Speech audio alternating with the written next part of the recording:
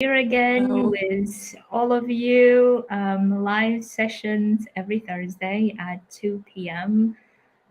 Ukraine time and 1 p.m. CST. I don't know, Rod, where you are, what time it is. You will tell us. So, the whole purpose of doing these calls is obviously talking about how humanitarians are transitioning from one life to another life and how that journey is, what are the challenges, how they're overcoming, and what are the ways to overcome. And that's why we are introducing to you every week a speaker who talks about their journey. So this time, Vicky and I have an honor to greet our great friend, Rad. Welcome. Start the Welcome back. intro and we dive into the questions. Good morning, everyone. It's bright and early here. It's 7 a.m. where I am, and that's Canada's Eastern Time, specifically in Toronto. Asel, Vicky, thanks for inviting me to this venue. So my name is Rada Husban. I come from a mixed Jordanian-Ukrainian background, born in Kharkiv in eastern Ukraine. So I am a former ICRC delegate. I spent basically most of my work life at the ICRC. I joined in 2006 in Amman, Jordan, as a local staff, as a delegation employee. It was the Iraq support delegation at that time. And in 2009, I switched to a Geneva contract and started my international missions. I was deployed to, and now it's crazy, I'm starting to lose count of the number of missions I was deployed to, but I could tell them in sequence. That's the easiest way to remember. So my first one was in Darfur in Western Sudan. I spent almost 15 months there. Then I went to neighboring Chad, about 7 months in N'Djamena. And then I was sent to work in Kenya for the Somalia delegation. So I was spending half my time between Kenya and Somalia. And after that, I worked in Yemen, in Sada. That was back in 2012. And following that, I was sent to Georgia, Tbilisi, and that's actually where I worked together with Asel. She was there with the UNHCR. Countless cooperations, meetings, and actually funny side story. Like that's the first true easy cooperation between ICRC and UNHCR for me at that time because of Asel. And after Georgia, I worked in Israel on the occupied territories. I was based in Tel Aviv, a couple of years there. And then my last deployment was Washington, D.C., in charge of the Guantanamo Bay detention file. So my last position with the ICRC was detention coordinator. So all in all, it's a chunk of 14 years of my life that made basically a permanent signature of who I am. So this is more or less the professional side of it. Maybe just a bit more on the personal side.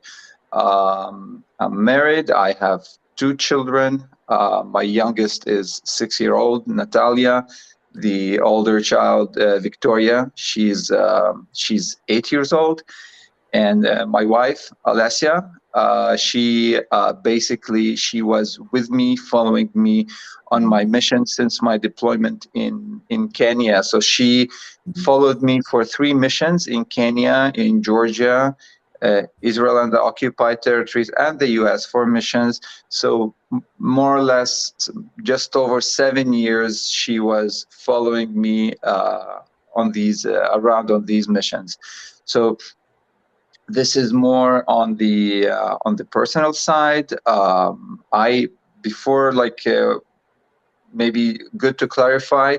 Before joining the ICRC in Amman was actually my first job straight out of university. Wow.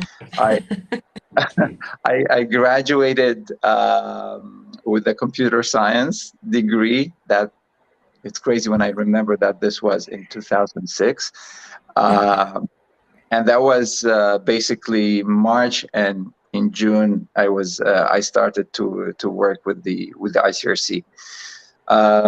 I mean the journey. I mean, obviously there are ups and downs with as we all know, working with the ICRC, but overall the experience was extremely rewarding. I mean the exposure to all the richness, the different cultures, the world. You like ICRC helped me to open my eyes to the world and see what's going on in so many different contexts. However, Amazing. like with time, and I think I particularly started to feel challenges, like as like first my wife joined me on my first family mission in Kenya, and then my wife, being also a new graduate, she graduated from Shevchenko University in Kiev, double major. She had masters in translation. She speaks apart from Ukrainian and Russian, she speaks Arabic, English, and French. She majored in that in the university. And then an aspiring new graduate is eager to work, volunteer, and then came to this first fact: like in Kenya, she wasn't even allowed to volunteer.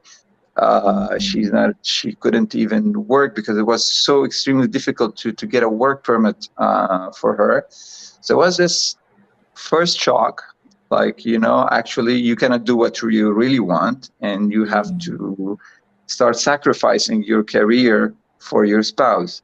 So this was like the beginning of the challenges. When we went to Georgia after Kenya, it was a bit easier, just only because Georgia had like a more preferential treatment for Ukrainian citizens. They could work, but unfortunately, like when we went to Israel, like again, we stumbled in the same block. She's not allowed to work. So again, like 2 years thrown out of your potential career development. And then the second layer of, I would say, personal challenges, when my kids started reaching school age. When children started reaching, like when they're very young, not going to school, provided that it's a family-friendly mission, you can take them from a mission to another, no problem. But the challenge starts once they reach school age, start making bonds with other children, and then like your mission is 2 or 3 years, and then tell them like, you know what, we're actually leaving, and it's going to be new school, new friends, new everything. And when we were leaving Tel Aviv at that time, they were quite sad, and unfortunately I had to do it to them once more again. And this like pushed me to think, okay, maybe after all these years, children growing up, maybe it's time to think about a career change, perhaps something more stable, more family friendly. And when you think of that, and especially like maybe it's easy when you do 2-3 years in ICRC, you were doing something else previously. It's easy to switch. But the problem is when you're there for more than a decade, 12, 13, 14 years, your skill set is not so easily transferable outside. And that was the main fear and challenge. Like me personally, I did a computer science degree, but when you do an IT degree 14 years ago, it's almost irrelevant. Like you can just throw it out. Like if you tell someone like, yeah, 14 years ago, I did computer science, but I actually never worked in the field. So basically it's as you didn't even study, more or less. Amazing. So, Vicky, would you like to start with the Yeah, no, thank you questions? very much. We didn't even it was so interesting, your story, really. Thank you very much for sharing. And as you were saying, really, what I was hearing, really, that you were longing for creating opportunities, also more opportunities in your life for your spouse, but also for yourself, and also, as you mentioned, creating more stability for your family. So you Exactly. mentioned some of these obstacles that starting coming up, and also the thoughts when you started saying, okay, I probably need to switch. What was the practical process, right? How did you prepare for the transition? Yeah. So preparing for the transition, I mean, this thought of change of career was coupled with immigration for us to a new country. And we did a lot of research where we could go do like and have basically career prospects, stability for the family, and having some predictability for the future. Um, and then like we actually like had thoughts of many different things, like from New Zealand in the east all the way to Canada in the west. But like to prepare for that, we thought, okay, we need to do that and prepare for that, like both financially and in terms of education and skill set. So for me, I made the decision that I'm certainly going to seek immigration. I think it was just before accepting the last mission with the ICRC, when I was like before going to Washington D.C., and I knew it's a 2-year mission, and these 2 years will be for me and my family to start preparing. So for me, the main point was like save as much financial resources so you have a financial cushion to survive, if you like, when you leave the ICRC. And second was education. So for me, lots of brainstorming. Like my wife had a huge role in guiding me through the process because she was going through the same process as well. For her, she had the same issue as a linguist, not practicing for 8 years. Also, her skill set like faded away. So we met with a lot of people, a lot of friends, and started talking about like asking questions. Like for me, I loved IT industry, and then I started discussing like different sub domains of IT, whether it's like computer networks, data science, and then asking about prospects, like how is the market? And my wife was discussing like human resources, Montessori education for kids. Started to network and talking to people in these industries. And then like once we fixated on what we really wanted, I started then like almost like I had 2 years ahead of me in my mission. I started actually like studying that, registering for courses. That time I benefited from the iDevelop fund that ICRC has for training courses. So I took it seriously for the like almost the whole 2 years before immigration to have this plan to develop a new skill set, because this would be like my main, let's say, pain point or barrier for like leaving the ICRC. Am I employable outside? So once like I managed to get this skill set before like leaving, I think this helped me overcome like the fear I had inside. So this is one side. And the other factor I would say that helped me a lot is when a colleague of mine who did exactly the same, his actually last mission was in Washington, D.C., and he left to Canada, and he did great. Like I actually replaced him, and he guided, like learning from his story, from what he did, he inspired me that it's doable. And funny thing, he almost spent as much as I did in the ICRC, and we had an amazingly similar parcours. Both of us starting as delegation employees in the same. We were on different floors of the same building in Amman back in 2006. So yeah, that was like, I would say, key to overcoming that challenge, like preparing your skill set, Yeah. planning, and speaking to others who pass through the same experience. Yeah. I think these 3 points were key. Amazing.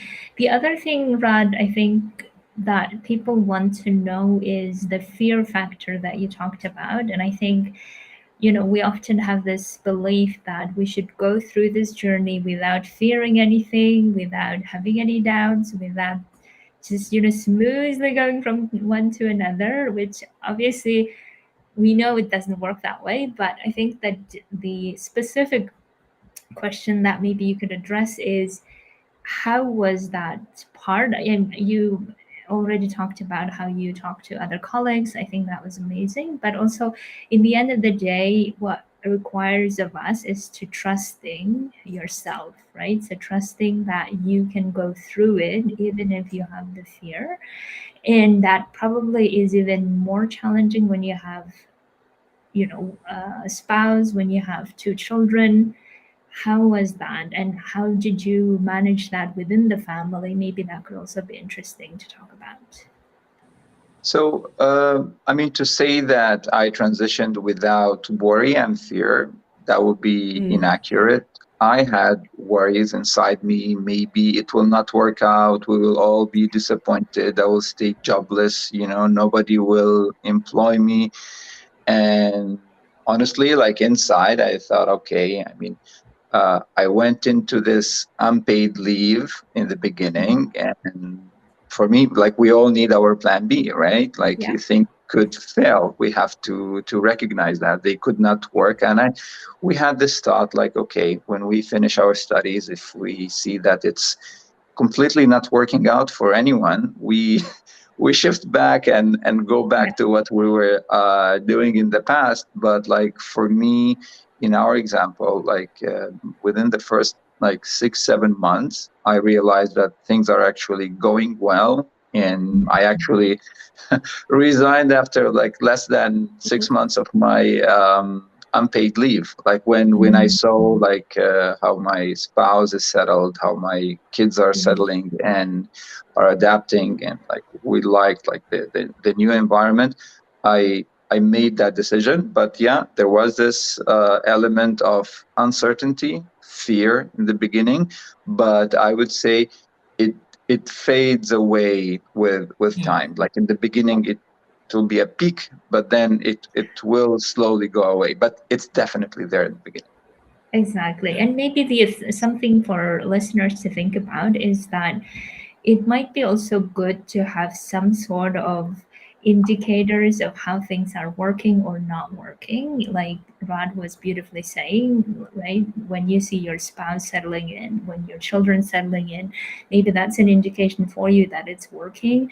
Or maybe there are other indications of what it Yeah. may not be working, and that's the time when you course correct things or you decide for plan B. Because I think oftentimes we have this feeling of, being like extremes from this extreme to another. And somehow, if one thing does not go, or if we feel like we're failing, we start to dramatically or panically making decisions, which may not really be helpful. So that's why having those little indicators to say, okay, it is working. Yes, it might be time to make a decision. It might be time to resign, or it might be time to think about plan B. So think for yourself individually how that looks like. Amazing. Vicky, anything you want to? No, I'm just curious for Raat to tell us the sweet, how is it, when is it that you knew that, okay, things are really working? We talked about indicators.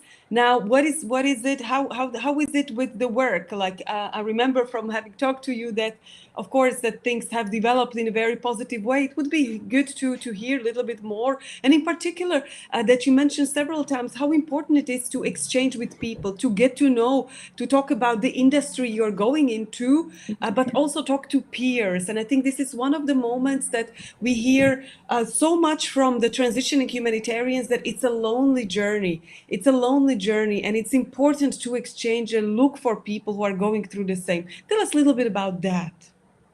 I mean, listen, the exchange with peers was like one of the most reassuring factors. Like, as I mentioned, this colleague in the Washington delegation, he was key. But when and but after that, I connected, I would say, with at least four other former ICRC delegates that went to where I went, and I heard the story of each of them, how they left, how they settled, how they integrated, how they transitioned their career, and connecting with these peers. So I think at the end of I had a network of 5 different families, ICRC, former ICRC families, and like even I connected with 2 other families that are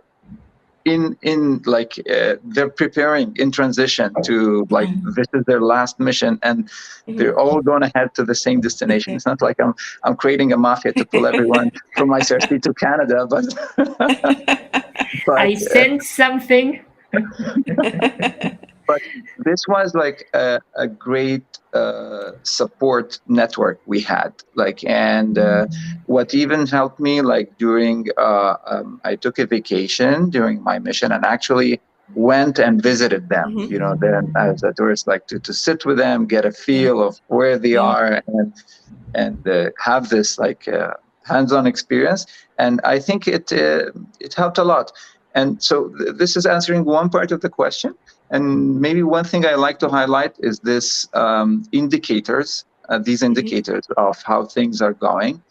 I mean, for me, like in my personal stories, like the first indicators were like when you come to this part of the world, when will I survive the Canadian winter? I don't know. Maybe I'll run away when it's minus 25 outside.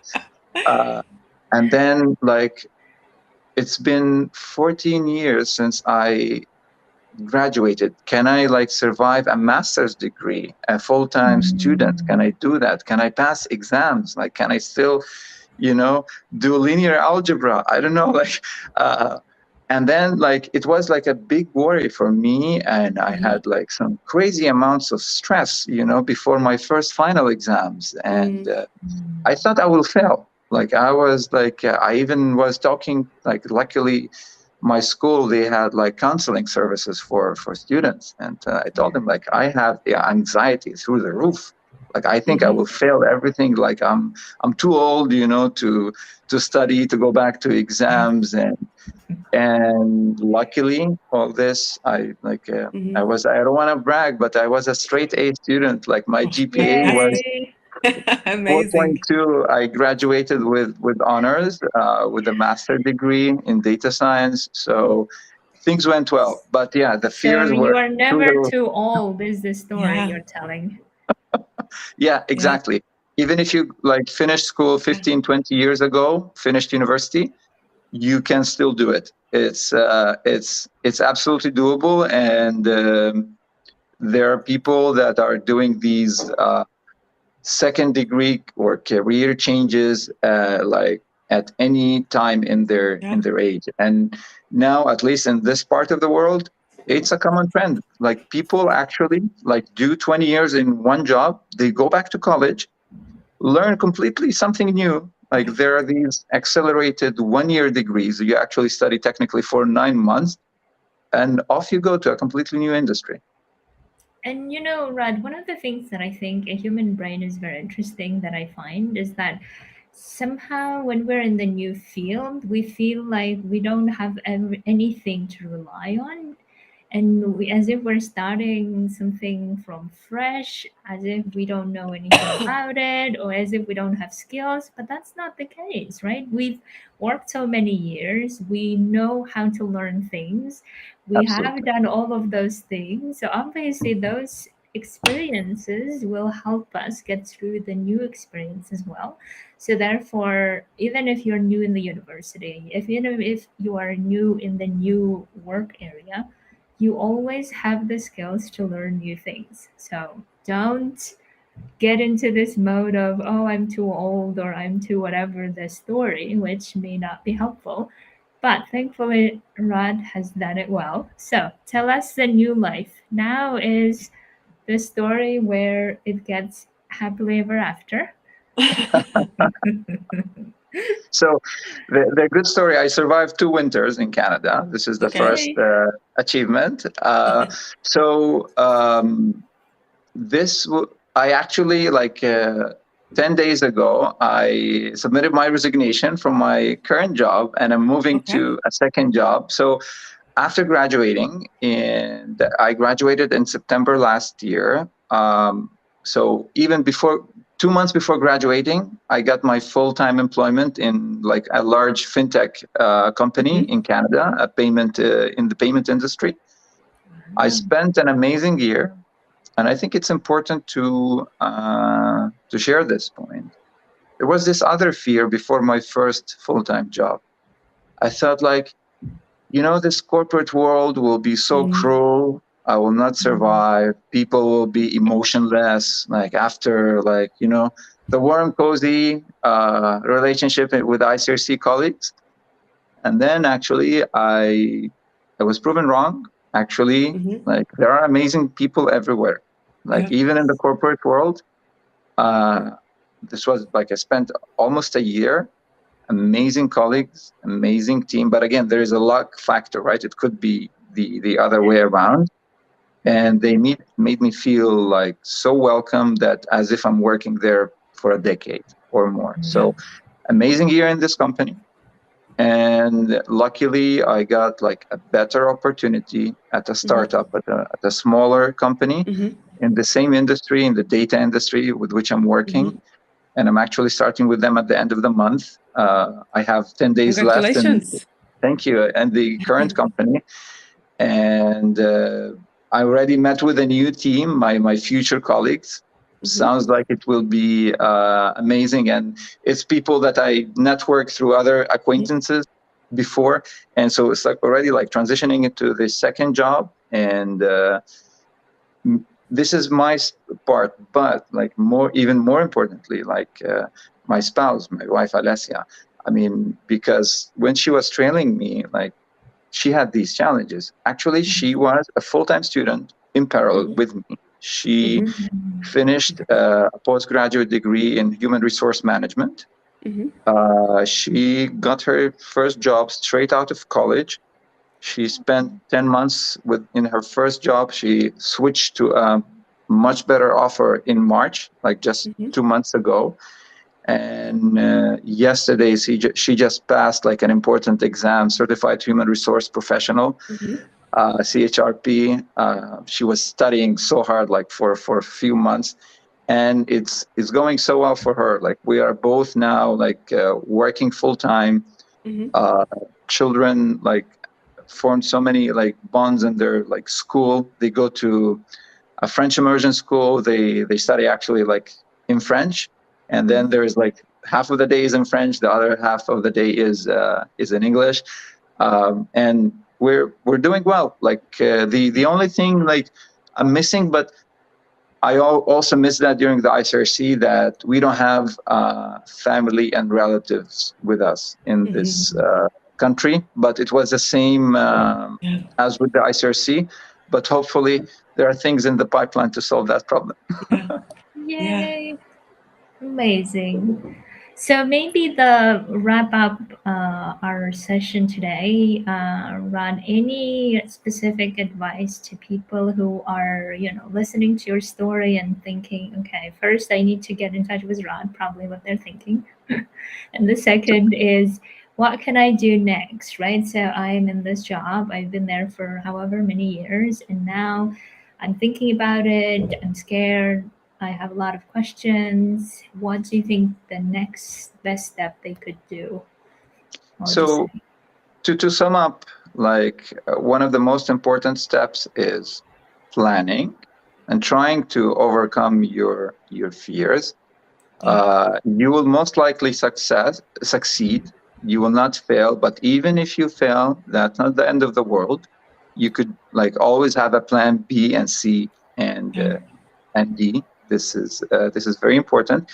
And then, as Asel mentioned, it's never ever too late for change. Never ever. You can do it at any point, be it 10, 20, or even 30 years in your ICRC career.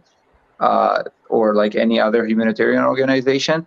it's never too late for change. This is like, if you want the 3 takeaways, Mhm. and please, like, even like, feel free to, like, I'll share my email, personal contacts. Like, I'm happy to talk to anyone who has questions and share my experience in more detail. Amazing. Vicky, any words? Thank you very much. Really, I mean, it's a very inspiring story. I really love to hear that. And really, just on the top of what you mentioned, really, what for me has come up as very important: talking to people. Really, talking to people in your new industry, talking to people who are going through transitions. Really, just getting the sense of what's going on is really very important. So thank you also for offering for people who are in transition and fearful, just like, you know, all of us were at some point really fearful and not knowing is this going to work or not. So thank you for offering that people can contact you, and they of course can come get in touch with us as well. My Asel? pleasure. Thank you so much for everyone, for you, Rod. We wish you, of course, all the luck and even more. And we're so happy to see that you are getting settled. And Thank you. hopefully, we will see you maybe in Canada or you come to our part of the world. Yes. And actually, Vicky and I are planning to organize a retreat soon to see and hug all of our humanitarians. We'll talk about that more. But anyway, good luck to you, to the family, to your Thank you. spouse, and luck, yeah. we will be in touch. Thank you to you all, and we will see you next Thursday at the same hour. Thank you, Sal and Vicky. Thank you. Thank you, Thank you. Rad.